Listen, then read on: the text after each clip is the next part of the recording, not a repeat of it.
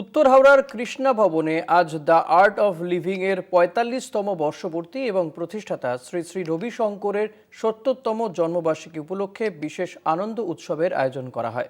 অনুষ্ঠানে রামকৃষ্ণ বানপ্রস্থ মিশনের পক্ষ থেকে স্বামী সর্বসুখানন্দজি মহারাজ, স্থানীয় ইংরেজি মাধ্যম বিদ্যালয়ের প্রাক্তন শিক্ষক বিশ্বজিৎ মজুমদার এবং বালি উত্তর হাওড়া ও শিবপুরের বিধায়করা উপস্থিত ছিলেন। সমাজের বিভিন্ন স্তরের মানুষের অংশগ্রহণে অনুষ্ঠানটি প্রাণবন্ত হয়ে ওঠে। বক্তারা বলেন, গত ৪৫ বছর ধরে শ্রী শ্রী রবিশঙ্করের আধ্যাত্মিক উদ্যোগ মানব কল্যাণে দেশ বিদেশে ব্যাপক প্রভাব ফেলেছে। অনুষ্ঠানে ভক্তিগীতি, ধ্যান ও বিভিন্ন আধ্যাত্মিক অনুশীলনের মাধ্যমে মানসিক শান্তি, শারীরিক সুস্থতা এবং আত্মিক বিকাশের বার্তা তুলে ধরা হয়। আর্ট অফ লিভিং মানে একজন মানুষ যার মন থেকে যেটা বেরিয়েছে, ভারতের সংস্কৃতি কালচার, এইটা ভারতের সংস্কৃতি কালচারটাকে পুরো বিশ্বের মধ্যে ছড়িয়ে দেওয়া আর বিশ্বের মানুষকে আপন করে নেওয়া, তার নাম হচ্ছে শ্রী শ্রী রবিশঙ্কর প্রসাদজি। ওনার কাজ শারীরিক দিক হোক বা মানসিক দিক হোক বা আর্থিক দিক হোক, সব দিকে ওনার প্রচেষ্টা, আর ওই প্রচেষ্টাকে ভারতবর্ষ নয়, বিশ্বের সমস্ত 180-র মতন দেশ সেটাকে গ্রহণ করেছে। উনি ব্যক্তি নয়, উনি ব্যক্তিত্ব। ওনার মতন লোক এই পৃথিবীতে মানুষের সেবা আর ভারতের যে বিচারধারা, এইটাকে এগিয়ে নিয়ে যাওয়ার সবচেয়ে বড় মাধ্যম আজকে ভারতের মধ্যে নয়, সমস্ত মানুষকে এক করা। আর এই মানুষকে এক করতে করতে অনেক দেশকে এক করার যে উনি একটা যুদ্ধ করেছেন, এই যুদ্ধর নাম হচ্ছে শ্রী রবিশঙ্কর প্রসাদজি।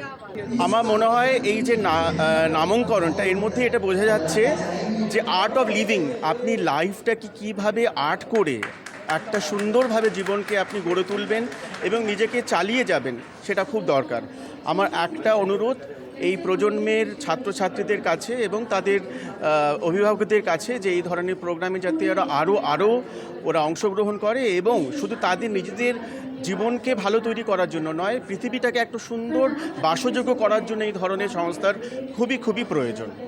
শ্রী শ্রী রবিশঙ্কর জি গুরুদেব, উনি আমাদের ভারতের যে আধ্যাত্মিক সাংস্কৃতিক যে যোগের বিষয়, সেটাকে মানুষের কাছে এত সহজভাবে পৌঁছে দিয়েছেন যাতে আপনি একবারে বুঝতে পারবেন যে আপনি যে মানব জন্ম নিয়েছেন, আপনার জীবনের উদ্দেশ্য কীভাবে আপনি একজন ভালো মানব হতে পারবেন।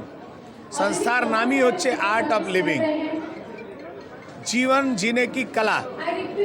এই পুরো সংস্থাটাই আপনাকে আধ্যাত্মিক দিক দিয়ে নিয়ে যায়, আপনার আধ্যাত্মিক চিন্তা ভাবনাটাকে উচ্চ স্তরে নিয়ে যায়। কিভাবে আপনি যোগ করে ভালো থাকতে পারেন, আপনি মেডিটেশন করে আপনার মানসিক স্থিতি কিভাবে ভালো হতে পারে। আপনি দেখছেন আপনার আমার মতনই যারা মানব আছে, তার মধ্যেই কিছু লোক আছে যারা বিকৃত ক্রিয়াকলাপ করে, যারা সমাজকে দূষিত করছে।